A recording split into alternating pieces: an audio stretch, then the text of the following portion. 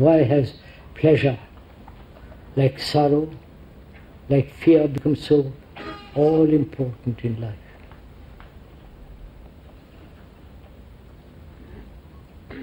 Like sorrow, why sorrow? You understand what the word sorrow? The suffering of man. The suffering of centuries. War after war. Destroying human beings, destroying nature, destroying animals, whales, everything. Man not only suffers, but causes suffering. That's part of us, part of our consciousness. And we try to avoid that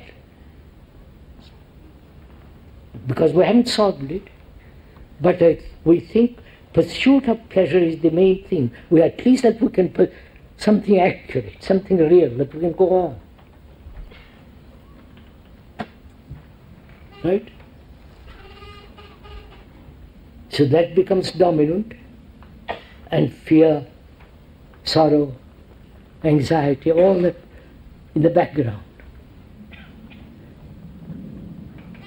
Not only sexual pleasure, the remembrance, the pictures, and all the rest of the thing that goes on in the mind. If you watch it, see what is happening. Your own minds become full of that. Not the actual act, but the whole build-up. And that building up is called love.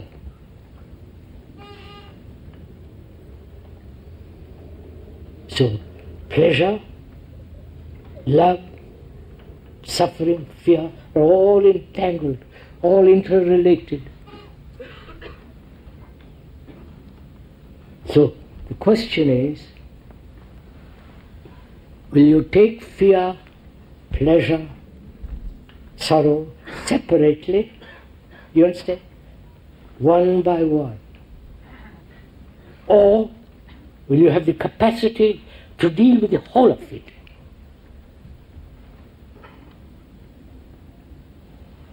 You understand? Because our minds are being broken up, take one by one. And hoping resolve by one, will come to the end of breaking up the fragments. Now how will you deal with the whole of it? Do you understand my question? Deal with your disorder, pleasure, fear, sorrow as a total movement of life. You answer my question? Please, come here. Not as something separate, as a whole. Can you do it? That is, can you look at yourself as though it were a mirror, psychologically, as a whole being?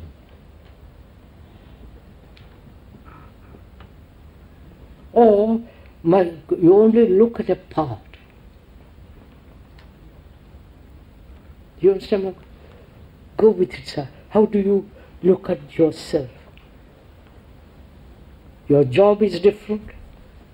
Your wife and children are different. Your religion is different. Your particular way of thinking is different, opposed to so many other ways. You have your own experience which is different from others. Your own ideals, your own intentions, ambitions, all. You follow? Can you take all that as one unitary movement? You understand what I'm saying? Come on, sir.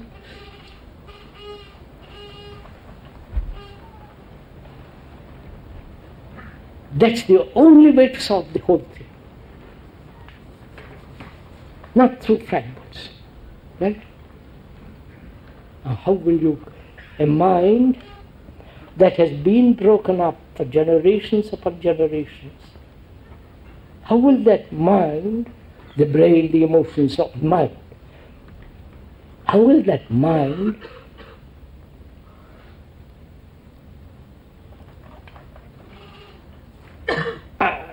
approach or realize the totality?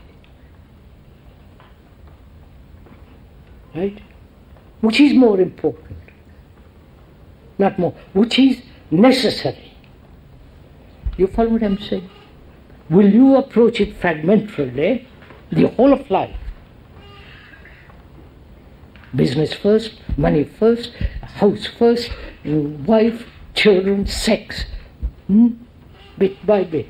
Or the whole of existence.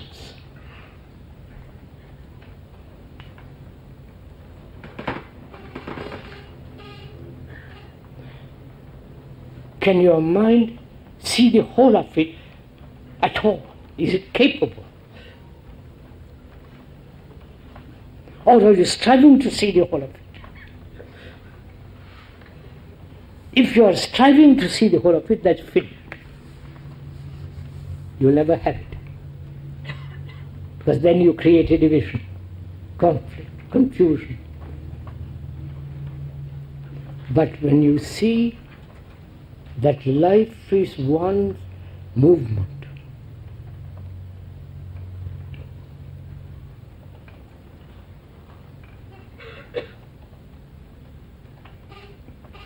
and to see that you need to learn. You say, learn. Not from me, learn from yourself by observing. Learn to observe the division and see the futility of approaching that. The obvious fact, you can't. Through one fragment you can't approach the whole universe. You must have a mind that is capable of receiving the whole universe. And that's possible only when the mind is clear of confusion.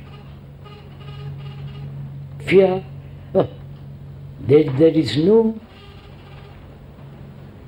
shadow of division. As the me and the you, my country, your country, my dog, all that. That means when there is complete freedom, then there is the perception of the whole.